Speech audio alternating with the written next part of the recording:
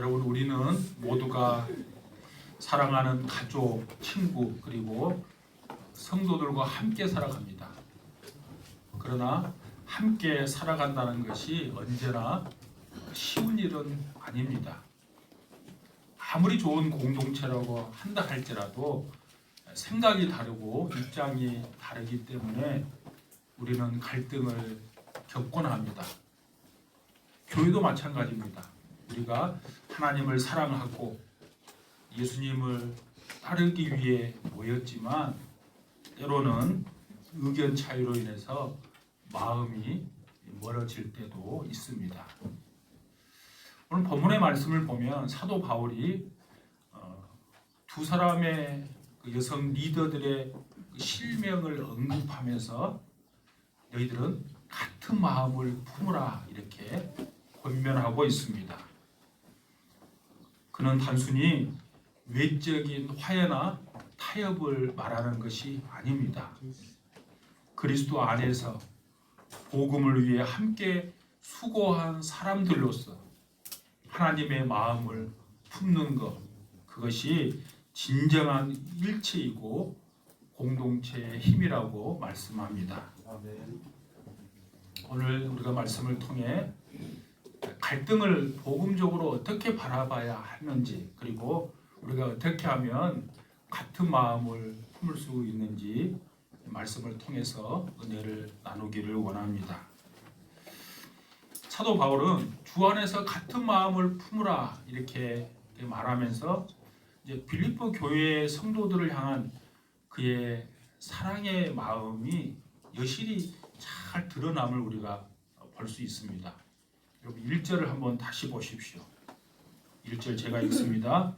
그러므로 나의 사랑하고 사모하는 형제들, 나의 기쁨이요 면류관인 사랑하는 자들아, 이와 같이 주 안에 서라. 아멘. 1절에 보면 무려 4번이나 사랑의 표현을 사용합니다. 그 내용들은 사랑하고 사모하는, 나의 기쁨, 면류관입니다. 이것은 단순히 감정의 표현이 아니라 공동체를 향한 깊은 애정과 책임감이 있는 말입니다. 바울은 이들에게 이와 같이 주 안에서 서라 이렇게 말합니다. 이것은 믿음 위에 굳게 서라는 권면입니다. 즉 바울은 신앙의 중심이 내 경험이나 내 감정이 아니라 주 안에 있을 때만이 건강한 공동체로 설 수 있다고 지금 강조하고 있는 것입니다. 그러면서 갈등의 중심에 있는 두 사람에게 모두 권면하고 있습니다. 그 말씀 다시 한번 보겠습니다. 2절은 같이 읽으시죠. 2절 시작. 내가 유오디아를 권하고 순두개를 권하노니 주 안에서 같은 마음을 품으라. 아멘. 바울이 갑작스럽게 실명을 언급합니다. 그것은 성경 전체로 봐도 이거 흔한 일이 아닙니다.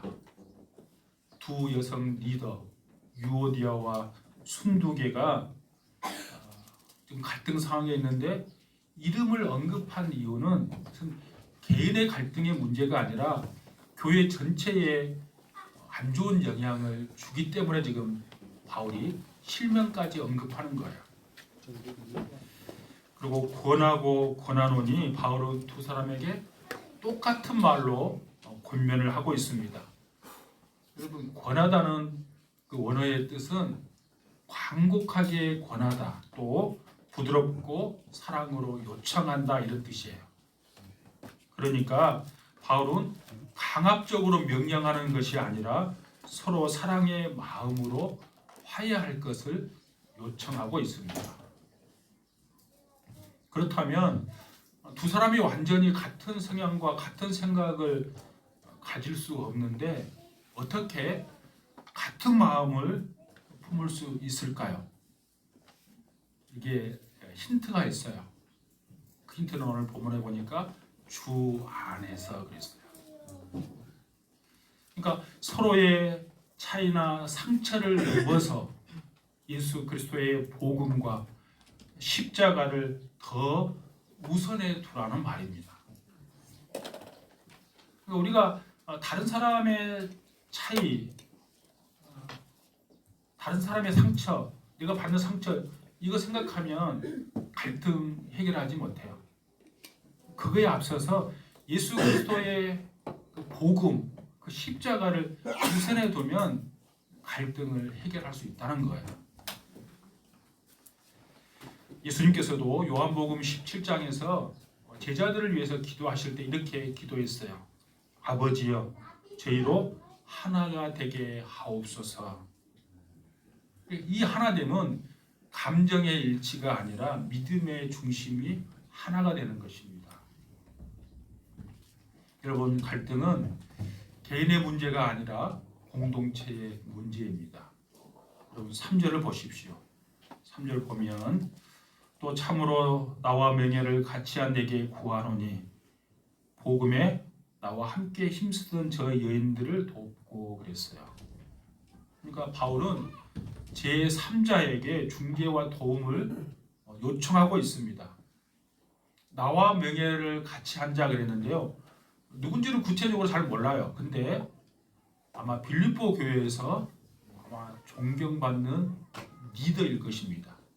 왜냐하면 어떤 갈등의 문제가 생겼을 때 그 중재하는 사람이 그 교회에 존경받는 리더가 아니면 갈등을 중재하기가 어렵겠죠. 그러니까 바울은 이 갈등을 개인의 책임으로 돌리지 않습니다. 공동체 전체가 나서서 해결해야 할 문제라고 바울은 생각한 것입니다. 여러분, 교회는 단지 내가 하나님과 1대1로 예배만 드리는 것이 아니라 사랑 안에서 서로를 지키고 회복시키는 공동체입니다. 아멘. 여러분, 우리가 잘 아는 것처럼 유오디아와 순두계는 단순히 성도가 아니라 바울과 함께 복음 사역에 적극적으로 헌신했던 두 여성 리더였습니다. 그렇기 때문에 이들의 갈등은 교회 사역에 큰 영향을 미칠 수밖에 없죠. 부정적인 영향을 미칠 수밖에 없는 것입니다. 그런데 중요한 것은 바울은 단호하게 이들을 버리고 이들을 교체하는 것이 아니라 그들을 회복시키고 함께 가기를 원했어요. 이것이 바로 예수님의 마음이에요. 여러분, 오늘 우리가 어제 토요일 날 새벽기도 우리 새벽기도 어제 많이 오셨는데요. 새벽기도 제가 요한복음 21장 마지막 부분을 가지고 말씀을 나눴어요. 그 내용 어제 핵심 내용이 뭡니까? 예수님께서 십자가에 달려 죽으시니까 3년 동안 예수님을 따랐던 그 제자들이 모두가 다 예수님을 배신하고 떠나버립니다. 예수님 입장에서는 어떤 생각이 들까요? 내가 너희들을 그렇게 사랑을 베푸고 내가 선택했고 또 내가 많은 기적들도 너희에게 다 보여줬고 하나님의 나라에 대해서도 그렇게 3년 동안 가르쳐 줬음에도 불구하고 나를 배신하고 떠나버렸을 때 예수님 마음이 어땠을까?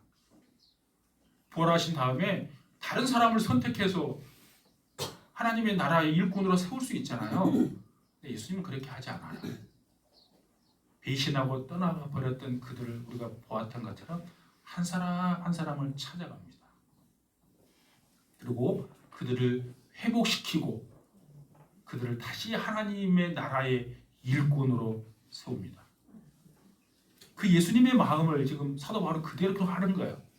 그들이 갈등을 일으키고 교회 문제를 일으키는 사람이지만 그들을 버리거나 교체해버리는 것이 아니라 그들을 끝까지 그들을 회복시켜서 함께 가기를 사도 바울은 원했어요. 예수님의 마음을 그가 이해했기 때문이에요. 교회는 언제나 그렇게 하는 것입니다. 내 마음 말 들지 않는다고 다 쳐내버리면 교회에 남아있을 사람이 누가 있겠어요? 특별히 제가 리더인 제가 제일 주의해야 할 상황이죠. 저는 저에게 뭐 상처를 주고 아픔을 주는 사람도 우리 교회 성도들도 없지만 설사 그렇게 한다 할지라도 저는 결코 여러분을 우리 교회 공동체에서 내치지 않습니다. 그게 예수님의 마음이에요. 제자들은 언제나 그렇게 하셔야 합니다. 그래서 사도 바울은 3절에서 이렇게 말합니다. 그 이름들이 생명책에 있느니라 이렇게 말씀합니다. 그 사람들의 정체성을 분명히 하는 거죠. 함께 끝까지 믿음의 길을 걸어가야 할 하나님의 백성이라는 거예요. 구원받은 하늘나라의 공동체라는 사실을 그들에게 심어주는 거예요. 우리도 마찬가지입니다. 우리도 서로 하늘의 한 형제요 자매라는 사실을 기억하고 우리의 주변에 있는 사람들을 그렇게 바라보셔야 합니다. 설사 그분이 나에게 좀 상처를 준다 할지라도 저분은 하늘나라의 생명책에 이름이 기록돼 내 영적인 형제요 자매라는 사실을 늘 잊어서는 안 됩니다. 그래서 주 안에서 우리는 같은 마음을 품을 수 있고 반드시 같은 마음을 품어야 합니다. 그렇다면 우리가 같은 마음을 품으려면 어떻게 해야 합니까? 그것은 바로 예수 그리스도의 마음을 바라보는 거예요. 빌립보서 2장 5절에 보시면 이렇게 기록되어 있습니다. 너희 안에 이 마음을 품으라 곧 그리스도 예수의 마음이니 그랬습니다. 이런 갈등의 해결은 그 갈등의 해결의 그 출발점은 마음이에요. 갈등의 본질은 의견 충돌이 아닙니다. 갈등의 본질은 의견 충돌이 아니라 마음의 분열이에요. 그래서 바울은 외적인 조치가 아니라 마음의 상태를 먼저 다루고 있습니다. 여기서 말하는 마음은 단순한 감정이 아니라 사고방식, 삶의 태도, 관점 전체를 지금 이야기하는 거예요. 이 갈등을 해결하는 가장 좋은 길이 있다면 그것은 바로 이거예요.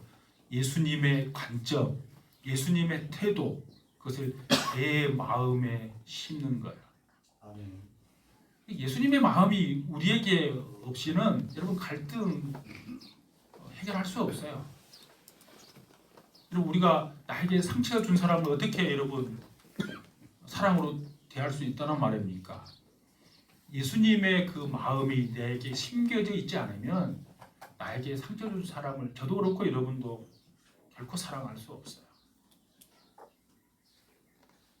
곧 그리스도의 예수의 마음이니 그랬습니다. 예수님의 마음은 여러분 어떤 마음입니까? 2장 5절에 예수님의 마음에 대해서 이야기하고 6절부터 쭉 예수님의 마음이 어떤 마음인지를 쭉 설명을 합니다. 세 가지의 예수님의 마음이 나와요. 첫 번째는 자기 권리를 주장하지 않는 마음입니다. 2장 6절에 보시면 그는 근본 하나님의 본체시나 하나님과 동등됨을 취할 것으로 여기지 아니하시고 그랬어요. 좀 예수님은 신적 권리를 가지고 계신 분이시죠. 근데 그것을 주장하지 않으세요. 여러분 갈등은 보통 내가 옳다, 내가 손해보기 싫다, 내 자존심이 상한다로 시작돼요. 근데 예수님의 마음은 그 마음들을 내려놓는 마음이에요. 자신이 마땅히 주장할 수 있는 것도 억지로 붙들지 않고 상대를 위해서 양보하는 마음이에요. 두 번째 예수님의 마음은 종의 형체를 가진 마음입니다. 2장 7절입니다. 오히려 자기를 비워 종의 형체를 가지사 사람들과 같이 되셨고 그랬어요.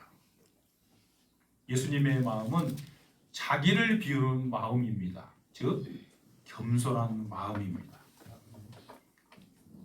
여기서 비운다는 헬라어 원어의 의미는 자신을 무력화시키고 상대를 섬기는 자세를 말합니다. 갈등의 상황에서 내가 옳다라고 말하는 대신에 상대의 처지를 이해하고 상대의 자리에 내려가는 거예요. 그럴 때 갈등이 해결될 수 있어요. 예수님도 하늘 보좌를 버리시고 우리 입장 가운데로 내려오셨잖아요. 마찬가지예요. 갈등의 해결도 상대의 자리에 서 보는 것에서부터 시작돼요. 상대의 입장을 생각하지 않으면 어떠한 경우라도 갈등을 해결할 수 없어요. 여러분, 그것은 우리의 가정에서 부부간의 관계도 마찬가지고요, 부모와 자식 간의 관계도 마찬가지고, 형제 간의 관계도 마찬가지예요. 직장에서 조직에서도 마찬가지예요. 우리 교회 공동체에서 마찬가지예요. 상대편의 입장에 서지 않으면 우리의 갈등은 결코 해결되지 않습니다. 세 번째는 죽기까지 복종하는 마음입니다. 2장 8절입니다. 자기를 낮추시고 죽기까지 복종하셨으니 곧 십자가에 죽으심이라. 예수님의 마음은 자기를 희생하는 마음입니다. 이 복종은 강요가 아닌 자발적인 순종입니다. 여러분, 갈등은 보통 누가 먼저 사과할지, 누가 져줄지를 생각하면서 갈등이 더 깊어져요. 그런데 예수님의 마음은 먼저 용서하고 먼저 화해의 길을 여는 사랑입니다. 여러분, 갈등을 해결하는 것 첫 번째가 뭐라 그랬다면 예수님의 마음을 우리가 마음에 심는 거라 그랬어요. 예수님의 마음을 바라보는 것이라 그랬어요. 두 번째, 갈등을 해결하려면 섬김의 방식으로 도와야 합니다. 여기 3절 보세요. 나와 명예를 같이 한 자, 나의 동역자들을 도우라 그랬어요. 나의 명예를 같이 한 자, 아까 말씀드린 것처럼 아마 빌립보 교회에서 존경받는 리더였을 가능성이 크다 그랬어요. 근데 이 사람들에게 지금 바울이 부탁하는 거예요. 3절 보세요. 어떻게 부탁해요? 복음에 나와 함께 힘쓰던 저 여인들을 도우라 그럽니다. 저 여인들이 누구예요? 유오도아와 순두개죠. 지금 갈등의 중심에 서 있는 사람이죠. 근데 갈등을 해결할 한 사람을 지금 바울이 지목한 거예요. 이 사람이 교회의 직분이 어떤 직분인지는 우리는 알 수는 없지만 두 사람의 갈등을 해결하고 도와야 할 그 역할을 지금 맡은 사람이죠. 여러분, 이렇듯 교회의 분쟁은 질서를 통해서 해결되어야 합니다. 그리고 그 질서는 권위라는 방식으로 세워집니다. 바울이 함께 동역했던 사람을 중재자로 세운 것처럼 교회에서 세워지는 사람들은 각자 자신의 역할이 있고 그 역할에 맞는 그 권위를 부여받습니다. 그런데 이 권위에 대해서 우리가 잘 이해할 필요가 있어요. 여러분, 이 권위는 갑과 을에서 갑이 아니에요. 자신의 말에 나머지 모든 사람들이 무조건 순종해야 하는 그런 권위가 아닙니다. 이 권위는 하나님께서 어떠한 일을 할 수 있도록 잠시 동안 부여하신 권위예요. 우리 모두는 다 하나님 앞에서 다 평등해요. 그러나 어떤 일을 할 때는 질서가 필요하고 그것을 운영하고 유지하기 위해서 책임과 권한이 필요합니다. 그걸 하기 위해서 그 권위를 준 것뿐이에요. 여러분, 한번 제가 예를 들어 볼게요. 우리 국회의장이 있죠. 국회의원 300명이 있는데 국회의장을 한 사람을 선출해요. 근데 그 국회의장이 다른 국회의원들보다 뛰어나고 탁월해서 국회의장으로 선출하지 않아요. 물론 이제 예우 차원에서 좀 연세가 있고 몇 선 해야지 하지만 그렇다고 해서 그 국회의장이 특별히 뛰어나서 선출한 거 아니에요. 그 회의를 원활하게 또 조화롭게 잘 진행할 수 있도록 그 목적으로 국회의원들이 국회의장을 선출하는 거예요. 교회도 마찬가지예요. 교회의 권위는 그를 통해 교회의 일이 아름답게 진행되도록 부여해 주신 권위예요. 그리고 그 권위의 집행 방식은 언제나 섬김입니다. 그 섬김의 방식으로 권위를 사용하지 않으면 교회가 삐그덕거려요. 잘 돌아가지 않아요. 쉽게 말해서. 바울은 명예를 갖지 한 자에게 저들을 도우라고 합니다. 제가 이 말씀 묵상하면서 이 말이 딱 제게 눈에 들어왔어요. 문제를 해결하라 이렇게 기록할 수도 있잖아요. 근데 문제를 해결하라 이렇게 말하지 않고 저들을 도우라 이렇게 말했어요. 이 말씀을 주목하셔야 합니다. 즉 권위는 지원하고 돕고 세우는 방식으로 이루어져야 한다는 거예요. 지시하고 강제하는 것이 아니라 사람을 세우고 섬기는 헌신하는 방식으로 이루어져야 한다는 것입니다. 여러분 이렇게 섬김의 권위를 잘 보여주신 분이 한 분 계시죠? 바로 예수님이십니다. 예수님은 하늘과 땅의 모든 권세를 가지신 분이시죠. 그런데 그 예수님이 자신이 이 땅에 오신 목적을 이렇게 말씀합니다. 마태복음 20장 28절이에요. 인자가 온 것은 섬김을 받으려 함이 아니라 도리어 섬기려 하고 자신의 목숨을 많은 사람들의 대속물로 주려 함이니라. 예수님께서 십자가를 지시기 전에 얼마 전에 제자들의 발을 씻기십니다. 요한복음 13장 14절에 보시면 그 제자들의 발을 씻기시면서 이렇게 말합니다. 내가 주와 선생이 되어 너희들의 발을 씻겼으니 너희들도 서로 발을 씻어라. 예수님 이렇게 말씀하세요. 여러분 생각해 보세요. 주와 선생이 돼서 제자들의 발을 씻겠어요. 씻기려면 어떻게 돼야 돼요? 허리를 굽히고 무릎을 꿇어야 돼요. 그렇지 않고는 발을 씻길 수 없어요. 이게 바로 섬김의 권위예요. 예수님은 허물 많고 연약한 자들을 그분의 제자로 삼으셨습니다. 그러나 그들을 향하여 나무라거나 지시하거나 감정적으로 책망하시지 않으셨어요. 오히려 그들의 연약함이 있다면 기도하시고 인내하면서 한 사람 한 사람을 예수님은 세워가십니다. 우리에게도 이와 같은 자세가 필요합니다. 누군가의 연약함과 부족함을 보면서 어떻게 하면 저 사람을 도울 수 있을까? 어떻게 하면 저 사람을 섬길 수 있을까? 생각하셔야 합니다. 그렇지 않으면 그 사람의 연약함과 허물이 드러날 때마다 부딪히게 되어 있어요. 이거 보통 그 사람의 연약함, 그 사람의 허물, 또 그 사람 부족함 때문에 우리가 어떻게 저 사람이 저렇게 할 수 있어요? 이렇게 갈등하게 되거든요. 교회는 허물 많고 연약한 죄인들이 모인 곳입니다. 그렇기 때문에 섬김의 권위가 이루어지지 않으면 언제든지 상처 입고 깨어지기 쉬운 곳이 또 교회입니다. 교회 내 대부분의 분쟁은 갈등은 섬기려는 자세가 없기 때문입니다. 내가 어떻게 저 사람을 잘 도와서 이 일을 할 수 있을까? 그렇게 일하는 곳이 교회예요.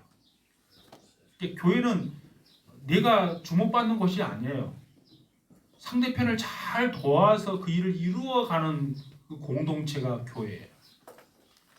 제가 우리 큰딸의 이름이 참인데요. 제가 우리 애들 3명은 이름을 제가 다 지었어요.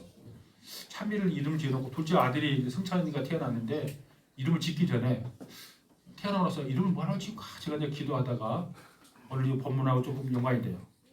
성찬. 성찬하면 우리가 그 성찬식 하는 그거 생각하잖아요. 그 성찬 아니에요. 한자로. 이룰성 도울찬이에요. 이게 다른 사람을 도와주면서 이루어가라. 내가 원하는 것을. 이게 우리의 정체성이에요. 우리는 내가 주도적으로 내가 드러나가서 나를 드러내는 것이 아니라 다른 사람을 섬기고 도와주면서 하나님의 일을 이루어가는 거예요. 이 교회에서 반드시 이렇게 하셔야 합니다. 그렇지 않고 내 주장만 고집하면 안 됩니다. 교회 내에서 리더의 역할을 하시는 분들이 많죠. 대표적인 목사, 장로, 또 안수집사, 권사, 목장 리더, 찬양대 리더, 교사 등이 있습니다. 그런데 이들의 역할은 지시하는 것이 아닙니다. 성도를 섬기는 일로 그 권위를 부여받았습니다. 이렇게 권위를 부여받은 자들은 섬김을 통해서 성도들을 세워가야 합니다. 또한 성도들은 이 권위에 순종해야 합니다. 내 생각과 좀 다르다 할지라도 순종하셔야 돼요.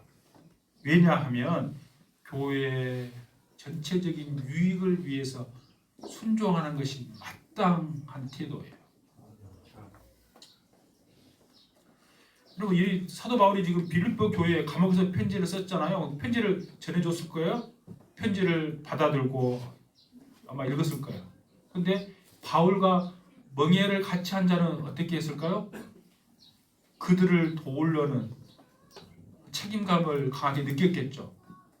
또 이 편지를 들은 유오디아와 순두개는 어떻게 했어요? 아마 그 도우려는 사람의 그 권면에 아마 순종했을 것입니다. 이렇듯 교회는 문제가 발생했을 때 리더들은 섬기는 권위를 통해서 문제에 접근해야 합니다. 또 문제와 연관된 성도들은 그 권위에 순종해야 합니다. 그래야 교회가 아름답게 세워질 수 있어요. 여러분, 이 땅의 교회는 다 불완전합니다. 그것은 우리가 부족하고 연약하기 때문이에요. 교회는 언제든지 분쟁이 갈등이 일어날 수 있습니다. 그때 오늘 이 말씀을 붙잡아야 돼요. 오늘 말씀 핵심이 딱 그거예요. 먼저 복음의 중심을 두는 거예요. 그리고 섬기는 리더십과 자발적인 순종이 있을 때 그 교회는 하나 되고 그 교회는 이 땅에서 천국을 경험하게 되는 거예요. 아멘. 마지막으로 갈등을 해결하는 좋은 예, 성경에 나온 예를 여러분에게 소개하고 말씀을 마치려고 합니다. 여러분, 창세기 13장에 보면 아브라함과 그의 조카 롯의 이야기가 나와요. 13장을 여러분 묵상해 보면 갈등이 여러분 어쩔 때 여러분 갈등이 일어난 줄 아세요?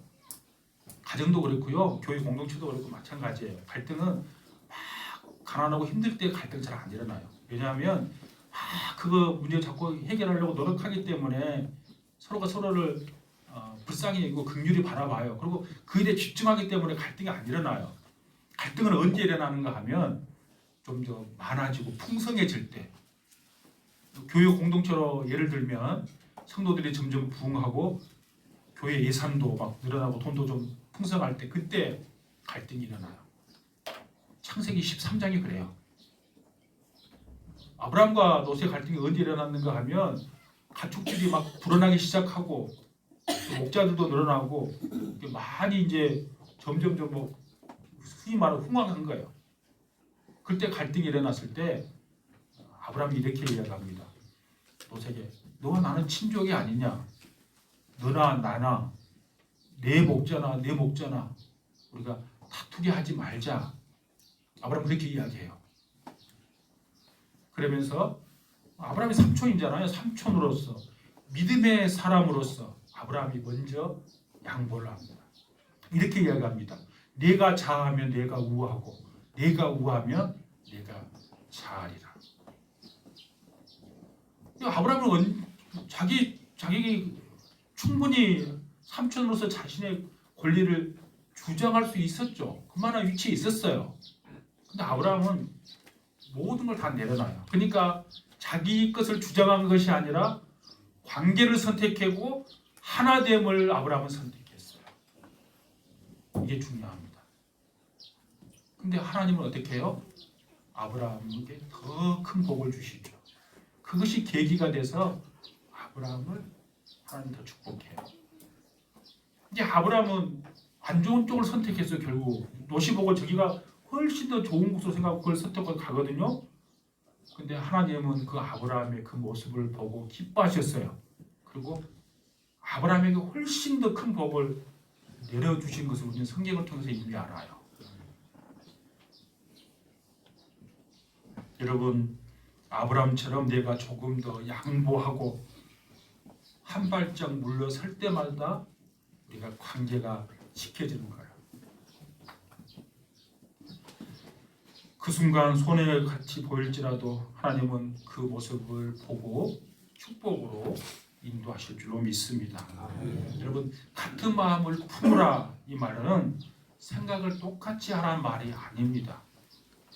예수님의 마음, 복음의 중심, 하나님의 뜻을 함께 바라보라는 것이에요. 제가 이번에 북북교회 가서 이제 부부 세미나 할 텐데요. 제가 지금 원고를 쓰고 있어요. 쓰고 있으면서 부부들에게 제가 늘 가면 제가 강조한 거 있어요. 부부는 마주보는 관계가 아니에요. 한 목표를 바라보는 사람들이에요. 예수님의 마음을 품고 한 목표를 바라보는 거예요. 아브라함처럼 내가 먼저 평화를 선택하고 주님의 마음으로 갈등을 대한다면 하나님께서 반드시 우리 공동체에 평강과 회복의 열매를 주실 줄로 믿습니다.